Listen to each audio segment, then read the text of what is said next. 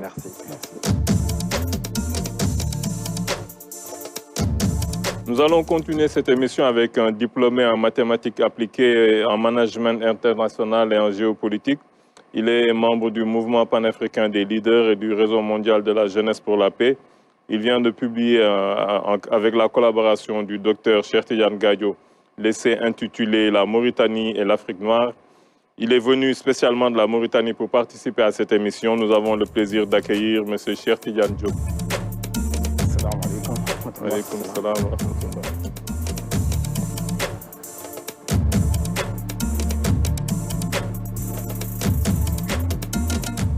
Bonsoir, M. Diop. Bonsoir, M. Ndiaye. Nous sommes très heureux de vous accueillir sur ce plateau. Le plaisir est pour moi. Surtout, comme je viens de le dire, vous avez fait le déplacement spécialement de la Mauritanie pour pouvoir participer à cette émission, ce qui nous fait beaucoup de plaisir. Effectivement, l'honneur est pour moi. Comme j'ai dit, vous avez, avec la collaboration du docteur Cheikh Tidiane Gadio, sorti l'ouvrage, le premier tome de cet ouvrage, La Mauritanie et l'Afrique noire, qui est un ouvrage vraiment, à mon avis, c'est un petit ouvrage, mais vraiment plein d'enseignements. Moi, j'ai beaucoup appris à travers cet ouvrage. C'est une mine d'informations, vraiment, qui nous montre un aspect peut-être de la Mauritanie que beaucoup de personnes ignoraient. Après avoir fait l'historique un peu de la Mauritanie, nous avoir parlé un peu de la création un peu de la Mauritanie, l'indépendance de la Mauritanie, vous avez parlé beaucoup de l'histoire juste post-indépendance, surtout parce que vous êtes basé surtout sur les mémoires du président Ould Daddah, et que ces mémoires sont vraiment des mémoires très, très intéressantes et très riches qui nous montraient à quel point l'homme était d'une sagesse extraordinaire. Bonsoir, M. Ndiaye. Bonsoir, M. Silla. C'est vraiment un honneur et un plaisir pour moi d'être parmi vous ce soir dans cette émission qui en réalité n'est pas une petite émission puisque nous vous suivions depuis bien longtemps et aujourd'hui être là sur le plateau c'est vraiment un honneur. Alors comme vous l'avez dit, cet ouvrage il est intitulé « La Mauritanie, une situation géopolitique particulière, une vocation naturelle de trait d'union » en fait. Donc c'est plutôt cet aspect-là qui nous intéresse dans cet ouvrage en fait, parce que je pense que moi-même j'en suis un exemple puisque je suis mauritanien, mais aussi j'ai de fortes origines sénégalaises, parce que du côté paternel, mon papa il est d'Ambao, ceux qui sont en Mbao le connaissent, il l'appelait affectueusement Baye Diop, et du côté maternel, ma grand-mère est de la famille de Bouel Magdad et de Bakar Wali de Saint-Louis. Donc, juste pour vous montrer que la Mauritanie est un pays qui, qui de par sa composition ethnique, est à cheval entre ce qu'on appelle l'Afrique noire et l'Afrique blanche. Alors, comme je l'ai dit au début de mon propos, je me suis beaucoup basé sur les mémoires du président Ould Daddah parce que en réalité, c'est lui qui a créé du néant, à partir du néant, on peut dire la Mauritanie moderne. Donc, c'est ce que je disais tout à l'heure. On voit à travers un peu ces mémoires à quel point ils étaient impliqués dans tout ce qui est géopolitique, tout ce qui est rapport avec tous les pays limitrophes, le Sénégal, le Mali, mais même au-delà avec le Ghana. Vraiment, c'était quelqu'un qui était un véritable panafricaniste. Effectivement, bon, je pense que cela s'explique aussi par le contexte de l'époque, parce que juste après les indépendances, on avait plusieurs courants de pensée, notamment ceux qui voulaient aller tout de suite vers les États-Unis d'Afrique, notamment les Nkrumah, les autres. Les Sékou Touré, vous aviez de notre côté les fédéralistes qui disaient, bon, allons-y, mais étape par étape. Vous aviez notamment le président Senghor, Modibo Keïta, qui disait, qui voulait créer ce qu'on appelle les cercles concentriques qui vont s'élargir pour ensuite créer ce qu'on appelle les États-Unis d'Afrique. Il y a beaucoup d'anecdotes très intéressantes. Moi, j'ai beaucoup aimé lorsque le président Ould Daddah a parlé de son voyage en Guinée, comme il a été reçu par le président Sékou Touré, vraiment un accueil très très chaleureux. Il était tellement enthousiasmé que lorsqu'il a fallu faire des discours, il a fait un discours assez engagé, souverainiste. À un moment donné, le président Sékou Touré est venu le voir chez lui, il lui a dit, mais est-ce qu'il ne faut pas changer un peu ce discours-là? Parce que je pense qu'il est un peu trop radical. Pour reprendre ses propos, comme il l'a dit, il disait que le président Sékou Touré trouvait ses propos assez incendiaires et qu'il était venu pour calmer les ardeurs verbales du soi-disant Mokhtar le Sage. Donc c'est juste pour dire son état d'enthousiasme, parce que comme il vous l'a dit, c'était l'ampleur aussi révolutionnaire dans une Guinée qui était en pleine... voilà, qui visait sa révolution. Surtout la lucidité du président Sékou Touré, la lucidité et sa sagesse. Effectivement, parce que vous savez, Sékou Touré, auréolé de son nom qu'il avait, entre guillemets, lancé au président de Gaulle, était dans une certaine mesure l'une des figures emblématiques, n'est-ce pas, de l'anticolonialisme. Alors, le président Mokhtar lui aussi le dit dans ses mémoires que c'est le même nom qu'il aurait voulu faire prononcer à ses compatriotes sans en avoir les moyens et qu'il souhaitait quand même, qu'à cela ne tienne, mener une diplomatie des plus anticolonialistes, nationalistes au sens le plus élevé du terme, mais parfois aussi on n'avait pas les moyens de nos ambitions. Absolument. Donc je pense que c'est pour cela que le président Sékou Touré l'a ramené ou l'a invité à ne pas perdre la raison, parce que nous savons tous que le nom de Sékou Touré a eu des conséquences désastreuses pour la Guinée, et je pense que c'est fort de cette expérience qu'en réalité il a décidé de tempérer ses ardeurs. Alors cela, c'est justement pour dire que Mokhtar Dada, c'est une personnalité contrastée, puisque sympathique, assez timide, réservé, mais aussi sur le plan des principes, il ne se laissait pas, marcher sur les pieds. Et vous avez parlé de son amitié avec le président Léopold Sédar Senghor également. Une complicité même. Absolument, exactement. Parce que c'est ça, c'est comme je vous le disais en entrée de jeu, c'est comme ça aussi qu'il voyait les choses, que la Mauritanie et le Sénégal sont des États, pour ne pas dire des pays, pour ne pas dire frères, jumeaux, siamois, que tout.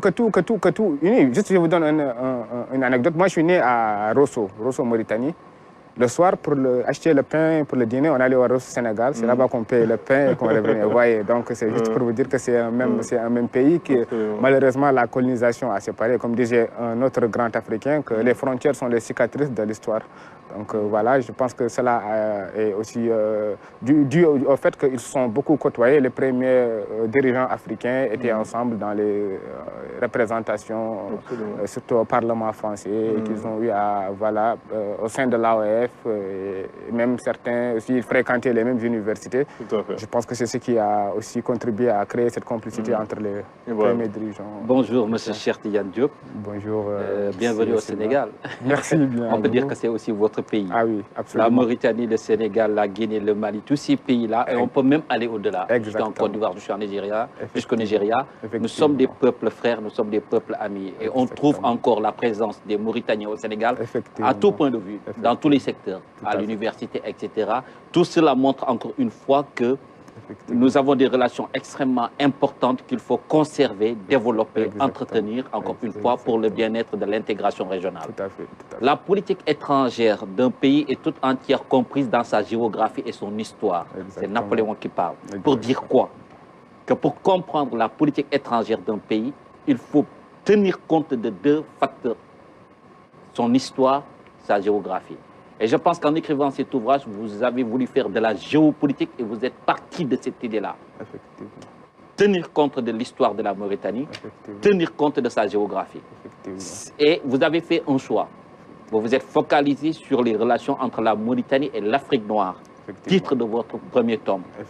Et dans ce premier tome-là, vous l'avez subdivisé en deux parties. Dans un premier temps, vous avez mis l'accent sur les relations entre la Mauritanie et ses voisins noirs, puisque la Mauritanie n'a pas que des voisins noirs, il y a aussi des voisins blancs, en regardant vers le nord, et ses voisins noirs.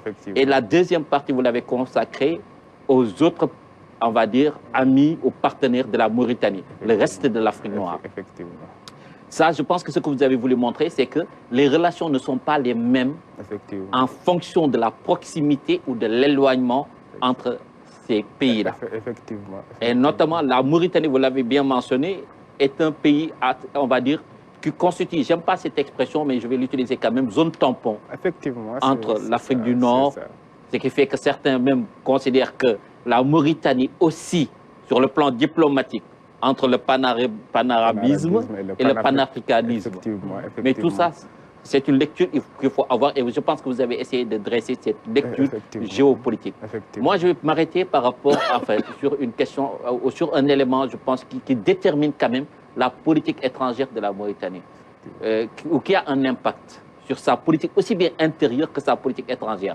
C'est sa superficie. Effectivement. C'est son positionnement géographique, mais aussi sa superficie. C'est un pays de plus d'1 million de kilomètres carrés. 37 000 kilomètres carrés. Alors, est-ce que cela constitue sur le plan géopolitique, diplomatique, une force ou plutôt une faiblesse? Effectivement. Alors, un peu pour revenir sur tout ce que vous venez de dire, qui est que je me suis attelé à l'aspect plutôt géopolitique, parce que quand on parle de géopolitique, c'est l'influence qu'a la politique sur une aire géographique donnée.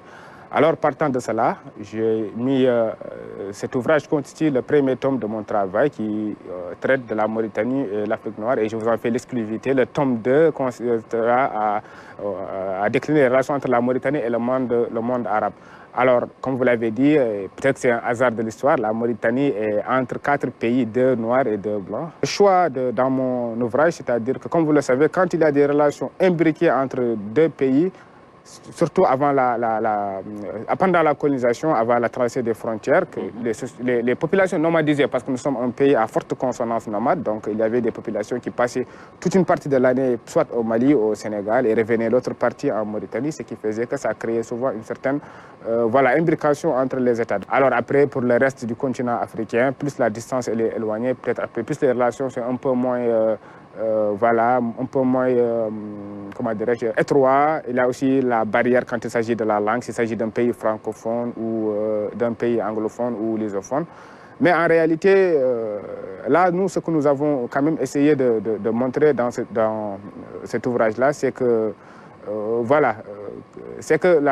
comme vous l'avez dit en fin de citation, c'est que la Mauritanie a une situation extrêmement importante. Maintenant, concernant sa superficie, bon, la superficie peut être un avantage comme elle peut être un inconvénient. D'abord, si vous avez un pays qui fait moins de 5 millions d'habitants, 4 millions d'habitants, répartis sur une superficie d'1 037 000 km², ça crée ce problème-là de décentralisation des services étatiques, des services de base. Mais d'un autre part, la superficie de la Mauritanie et sa position a aussi un avantage parce que la Mauritanie a 720 km de côte maritime. Ça aussi, c'est un avantage. Quand on a un grand territoire comme ça, on l'apprend en géopolitique, souvent c'est source de tension. Effectivement. Mais ce qui est intéressant, vous dites qu'en dépit des tensions qui peuvent advenir de temps en temps, malgré tout, chapitre 3, deuxième partie, la Mauritanie joue un rôle de stabilisateur dans la région. Est-ce que vous pouvez nous dire un mot par rapport à comment la Mauritanie arrive à jouer et comment se déploie ce rôle-là sur le terrain? Alors, en réalité, j'ai cité plusieurs exemples, mais aussi, je pense que cela en tient à la personnalité d'un homme qui était Mokhtar Ould Daddah, comme je l'ai dit en début de propos, qui était un homme poli, courtois, et qui avait d'excellentes relations avec ses pairs, ce qui lui facilitait, l'entrée. Il faut rappeler qui étaient ses pairs. Les Houphouët-Boigny, Senghor, Sékou Touré, Maurice Yamewogo, vous aviez l'empereur Haïlé Sélassié. Et comment ça se passe ce rôle-là? Comment se passe ce rôle de stabilisateur-là? Alors, j'ai cité certains exemples dans le pays, dans le livre, notamment des médiations que le président Ould Daddah a menées. En tout cas, c'est vraiment un ouvrage très, très intéressant, comme je disais. Et comme vous le dites, vous parlez de la personnalité du président Ould Daddah, mais moi j'ai remarqué personnellement que c'est un peu aussi la personnalité de tous les Mauritaniens. Les Mauritaniens sont des hommes courtois, sont des hommes en général, c'est vrai, qui ont beaucoup, comme on dit en arabe, makarim akhlaq. Ils sont toujours des gens qui ont de bons comportements. Et c'est vrai que ça, sur le plan de la diplomatie, c'est quelque chose qui sert beaucoup. En tout cas, nous avons été très heureux de vous accueillir sur ce plateau. Vraiment, nous vous remercions d'avoir fait le déplacement et vraiment, nous vous souhaitons une bonne continuation avec le tome 2. La Mauritanie, une situation géopolitique particulière, une vocation naturelle de trait d'union. Le premier tome est consacré à la Mauritanie et l'Afrique noire. Vraiment, Monsieur Cheikh Tidiane Diop, nous vous souhaitons une très bonne continuation. Merci beaucoup. C'est moi qui vous remercie. Subhanakallahumma bihamdika, ashhadu an la ilaha illa anta, astaghfiruka wa atubu ilayk. Merci bien à vous. Merci beaucoup.